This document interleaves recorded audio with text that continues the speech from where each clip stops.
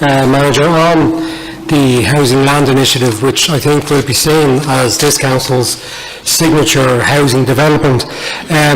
With the review that's going to take place that we're going to be provided with next month in terms of a review of our housing policy and strategy, I think we do need to look seriously at it, and I do support the Lord Mayor in his letter to the Taoiseach today, who has raised the concern that it's been 2 years exactly now since this Council and this Chamber passed the feasibility study which gave the green light to the development. So I think we need to look seriously at how slow the process has been and what are the delays in it, because to be honest, we were elected in 2014, and by the time we go to the people again for re-election, it's very doubtful if we'll see any significant movement on the Oscar Traynor side, which is a tragedy.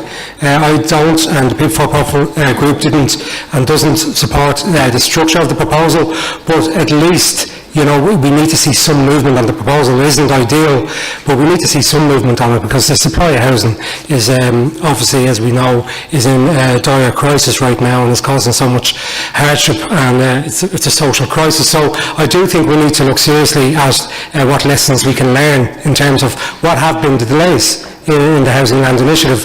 That's the first question. In terms of the family hub, is there any information in relation to those families who have moved in and have been processed through family hub accommodation to date? Because I'd be interested to see how they've gotten on.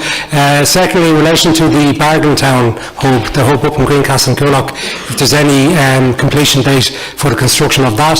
In terms of just in relation to the councillor down in Killarney, Donald O'Grady, who has led a rather racist protest against asylum seekers and pitching asylum seekers against the 3,000 homeless children across the state.